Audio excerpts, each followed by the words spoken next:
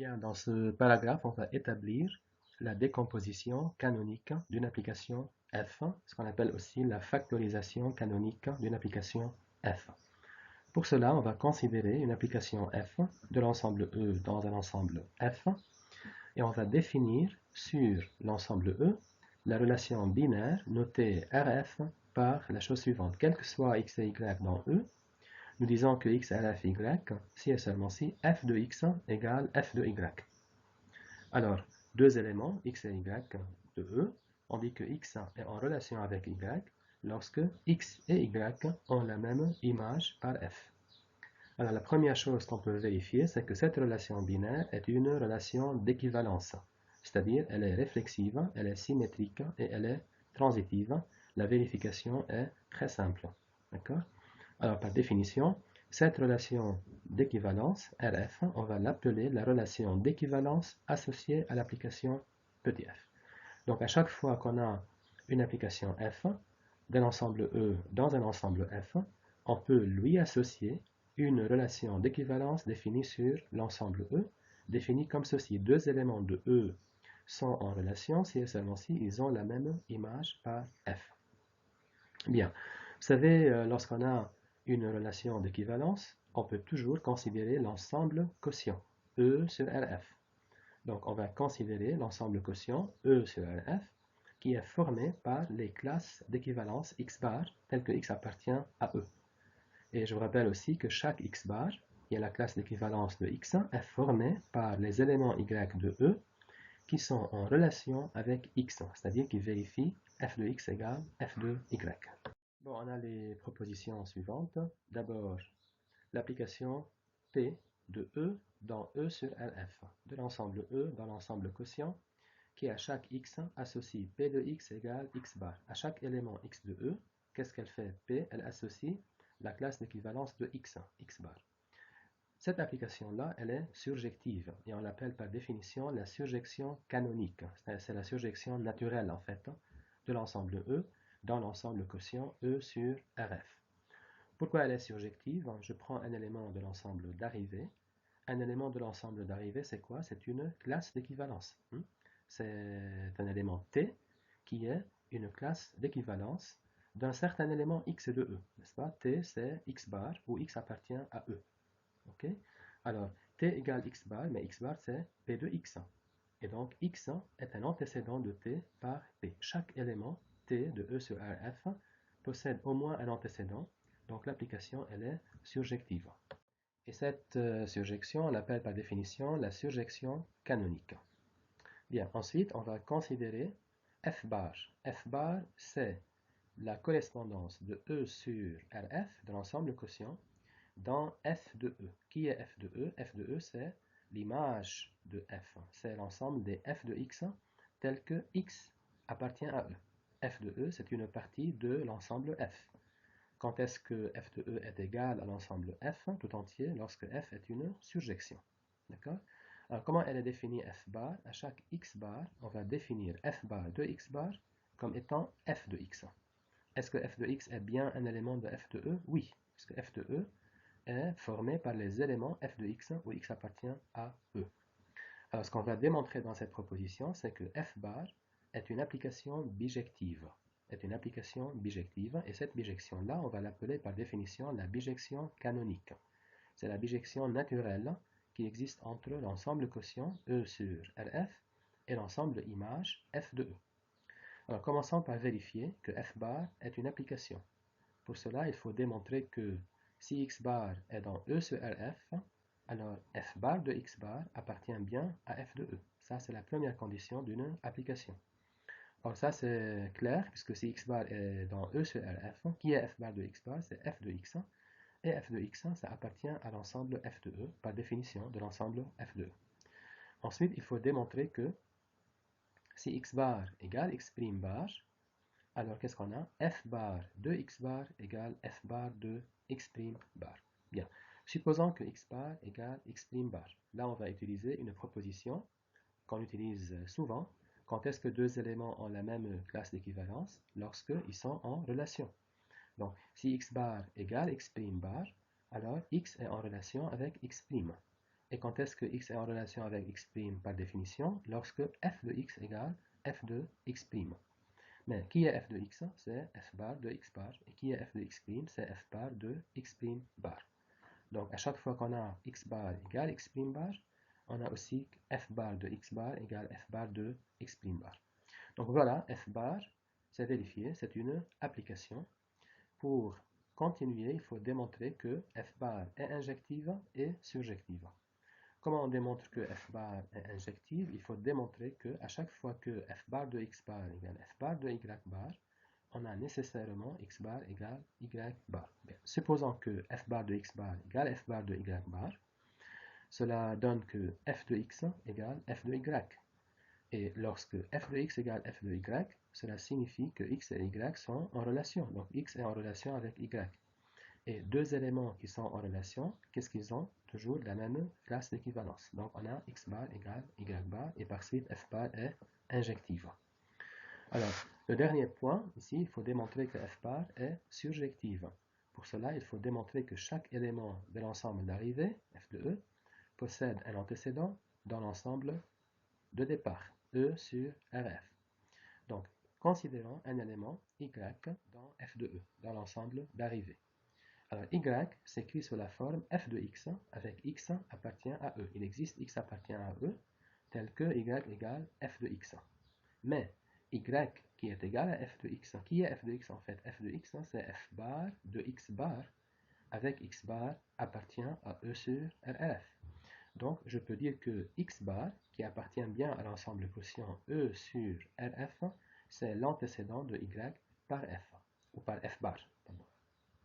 Donc, notons que j'ai dit ici, c'est l'antécédent. Je suis sûr qu'il est unique, puisque l'application f bar, on vient de démontrer qu'elle est injective. Donc, si un élément de l'ensemble d'arrivée possède un antécédent, il va posséder combien d'antécédents? Eh bien, un seul, d'accord, à cause de l'injectivité. Donc voilà, nous avons démontré que f bar est une application, que f bar est injective, que f bar est surjective, donc f bar est une bijection. Cette bijection, on l'appelle la bijection canonique. Donc, vous voyez maintenant, j'ai une application petit f de l'ensemble E dans l'ensemble F. Okay? De l'ensemble E dans l'ensemble F. Je suis parti de l'ensemble E dans l'ensemble quotient, E sur RF, par l'application P, qui est une surjection, qu'on a appelée la surjection canonique. Ensuite, on est parti de l'ensemble quotient E sur RF vers l'ensemble F de E par une application qui s'appelle F bar et qui est une bijection, qu'on a appelée la bijection canonique.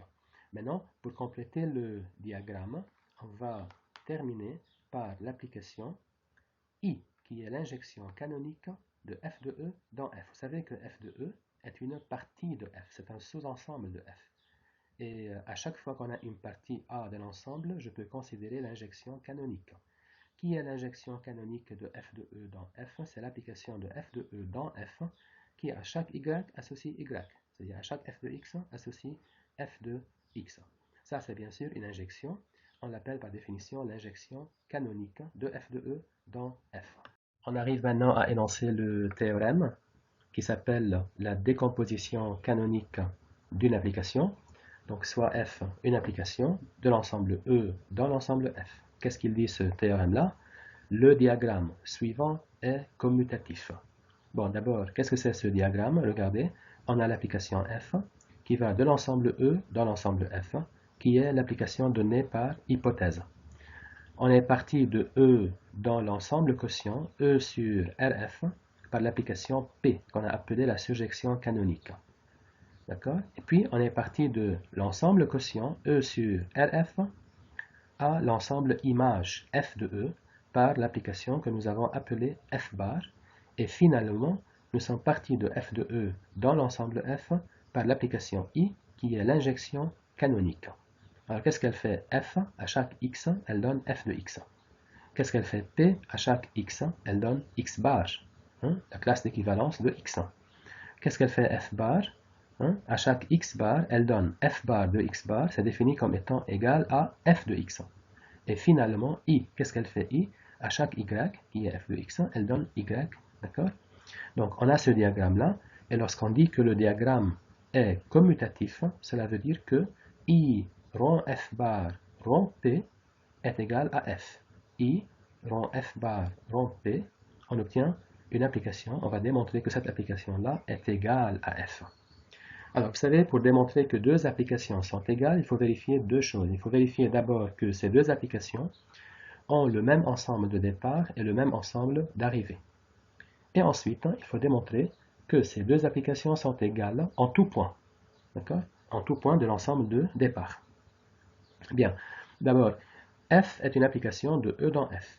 Que peut-on dire de I rond f bar rond P? Eh bien aussi, c'est une application de E dans f, n'est-ce pas? Donc, les deux applications considérées ont même départ, E, et même arrivée, F. Ensuite, il faut démontrer que quel que soit X dans E, la première application appliquée à X est égale à la deuxième appliquée à X. Bien. Soit X appartenant à E, calculons I rond F bar rond P appliqué à X. Par définition, c'est I rond F bar appliqué à P de X. Qui est P de X? P de X, c'est X bar. Donc, c'est I rond F bar appliqué à X bar, qui est par définition, encore une fois, égal à I appliqué à F bar de X bar. Qui est F bar de X bar par définition? Eh bien, c'est F de X. Donc, c'est I appliqué à F de X. Et qui est I appliqué à F de X par définition? C'est F de X. Donc, pour tout X dans E, nous avons I rond F bar rond P de X est égal à F de X. Cela veut dire que les deux applications sont égales. Alors, cette décomposition de f, cette écriture de f sous la forme I rond f bar rond P, avec I est une application injective, f bar est une application bijective, et P est une application surjective, on l'appelle la décomposition canonique de f.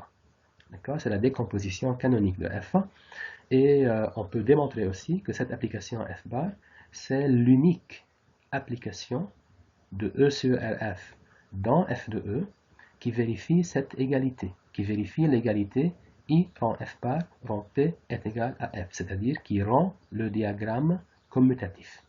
Comment on démontre que f bar est l'unique application vérifiant cela? Eh bien, je considère une autre application que j'appelle G de E sur RF dans f de E et qui vérifie la même égalité, c'est-à-dire qui vérifie I rond G rond P est égal à f. Et qu'est-ce que je dois démontrer? Je dois démontrer que f bar est égal à G. Ok, pour démontrer que f bar est égal à G, il faut démontrer que quel que soit x bar ici, on a f bar de x bar égale G de x bar. Bien, alors regardez. Puisque ces deux applications sont égales, puisqu'on a I rond f bar rond P égale à f, et on a aussi I rond G rond P est égal à f, donc on a I rond f bar rond P est égal à I rond G rond P. Cela veut dire que pour tout x dans E, on a I rond f bar rond P appliqué à x est égal à I rond G rond P appliqué à x. Bon, si on factorise ici, si on développe ici, qu'est-ce qu'on va obtenir? I rond G appliqué à P de x c'est x bar, est égal à I rond f bar de P de x, c'est encore une fois x bar. Donc I de G de x bar égale I de f bar de x bar. Donc G de x bar, c'est f bar de x bar. Donc cela veut dire que pour tout x dans E, ou pour tout x bar dans E sur RF, qu'est-ce que nous avons? G de x bar égale f bar de x bar. Cela veut dire que les deux applications, G et f bar, sont égales. Donc en conclusion, cette application f bar, elle rend le diagramme commutatif, c'est-à-dire elle vérifie I rond f bar rond P égale à f, et de plus, elle est unique. C'est la seule application de E sur RF dans f de E qui vérifie cette égalité. Alors il y a un cas particulier assez intéressant qu'on rencontre souvent dans les exercices. C'est le cas particulier où l'application f de l'hypothèse, elle est surjective. Qu'est-ce qui se passe si f de E dans f est une application surjective? Eh bien dans ce cas, f de E, c'est égal à l'ensemble f tout entier, n'est-ce pas? Quand est-ce que f est une surjection? Lorsque f de E est égal à f. Alors dans ce cas-là, que devient la décomposition canonique de f? Regardez, je passe de E à E sur RF par la surjection canonique. Ensuite, normalement, je dois aller de E sur RF à l'ensemble f de E. Mais l'ensemble f de E, c'est f. Donc je vais directement à f. Dans ce cas, il n'y a pas l'injection canonique. Ça, c'est la bijection canonique f bar. Et la décomposition canonique devient tout simplement f bar rond P est égal à f. f bar rond P est égal à f. Bon, considérons l'exemple suivant. Soit f l'application de z dans z, qui à chaque x associe la valeur absolue de x. On va décrire la décomposition canonique de cette application. Pour cela, la première chose à faire, c'est d'associer ou de considérer, bien de définir la relation d'équivalence associée à f. Je vais appeler ça RF, c'est la relation d'équivalence associée à f. C'est une relation d'équivalence qui est définie sur l'ensemble z par x RF y si et seulement si f de x égale f de y, c'est-à-dire si et seulement si valeur absolue de x égale valeur absolue de y. Bien, on va chercher l'ensemble quotient. Pour cela, il faut déterminer les classes d'équivalence. Pour tout x dans z, qu'est-ce que c'est x bar? X bar, c'est l'ensemble des y dans z qui sont en relation avec x. Donc, c'est l'ensemble des y dans z tels que valeur absolue de x égale valeur absolue de y. Quels sont les y dans z? Vérifions cela. Eh bien, il y a x et il y a moins x. Donc, chaque x bar est formé par moins x et x. Et l'ensemble quotient z sur RF, c'est l'ensemble des x bar tels que x appartient à z. C'est donc l'ensemble des ensembles moins xx avec x appartient à z. Ok? Bon, qu'est-ce qu'il nous faut aussi? Il nous faut chercher aussi f de z. F de z. Pour faire la décomposition canonique, on a besoin aussi de f de z. Ok? Or, f de z, c'est par définition quoi? F de z, c'est l'ensemble des f de x tels que x appartient à z. Donc, c'est l'ensemble des valeurs absolues de x telles que x appartient à z. Alors, si x parcourt tous les entiers, positifs ou négatifs, vous savez, valeur absolue de x parcourt les entiers positifs. Donc f de z, c'est l'ensemble n, n'est-ce pas? Et maintenant, on a tous les ingrédients, on a tout ce qu'il faut pour faire la décomposition canonique de l'application f. Qu'est-ce qu'on fait? F est de z dans z. Je vais de z dans l'ensemble quotient par l'application p qui est la surjection canonique, n'est-ce pas? Qu'est-ce qu'elle fait? P à x, elle donne x bar, qui est l'ensemble moins xx.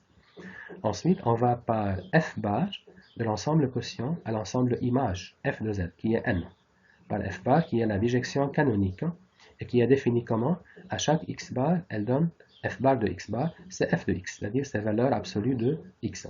Et finalement, i, c'est l'injection canonique de f de z dans z, c'est-à-dire de n dans z. Qu'est-ce qu'elle fait i? À chaque y, elle donne y. Ok? Et qu'est-ce qu'elle dit la décomposition canonique? Elle dit que i rond f bar, rond p est égal à f. Et ce qui est intéressant, c'est que cette application qui est là est une bijection. On a créé une bijection entre l'ensemble quotient et l'ensemble image. Alors un deuxième exemple, on considère l'application PR1 de R2 dans R qui à chaque xy associe x. Alors ça c'est la première projection en fait, on l'appelle la première projection, c'est la projection sur l'axe des x.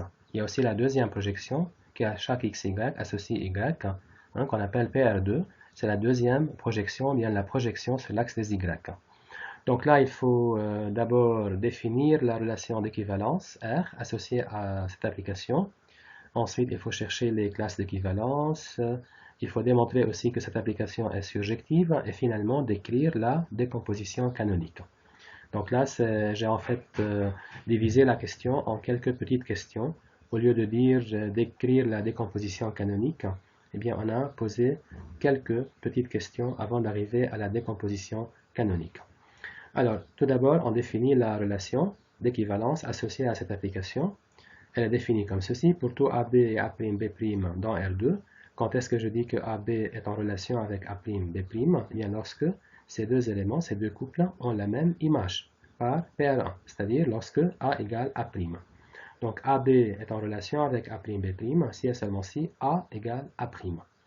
Bon, ensuite, pour les classes d'équivalence, soit AB est un élément quelconque de R2, qui est la classe d'équivalence de AB modulo cette relation R, c'est-à-dire pour cette relation R, c'est par définition l'ensemble de tous les couples XY de R2 qui sont en relation avec AB. C'est donc l'ensemble de tous les couples XY dans R2 tels que X égale A. Alors si vous voulez, graphiquement parlant, la classe d'équivalence de AB c'est représenté par la droite verticale d'équation x égale a, n'est-ce pas? Chaque classe d'équivalence est représentée graphiquement par une droite verticale d'équation x égale a, où a est l'abscisse du couple. Donc aussi, l'ensemble quotient est donc formé par les droites verticales. Ok? Alors, maintenant, on va vérifier que l'application PR1 est surjective. Comment on fait ça?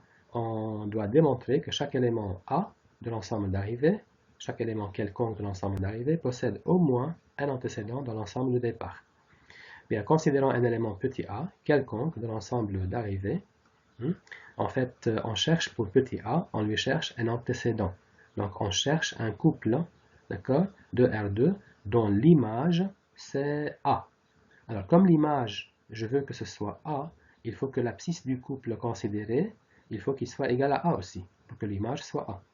Et pour l'ordonnée c'est quelconque en fait, il n'y a pas de condition sur l'ordonnée. Vous voyez, chaque couple de la forme AY, quelle est son image par l'application PR1? PR1 de AY, eh bien c'est A. Ça veut dire que AY est un antécédent de A pour tout Y dans R. Autrement dit, chaque élément A de l'ensemble R, eh bien, il possède une infinité d'antécédents. Bon, ce qui nous intéresse, c'est que chaque élément de l'ensemble d'arrivée possède au moins un antécédent, et donc l'application est surjective. Bon, on arrive maintenant à décrire la décomposition canonique.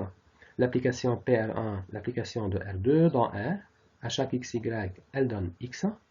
On va de R2 à l'ensemble quotient, R2 sur R, qui est l'ensemble des AB bar, et comme on vient de dire, c'est l'ensemble des droites verticales.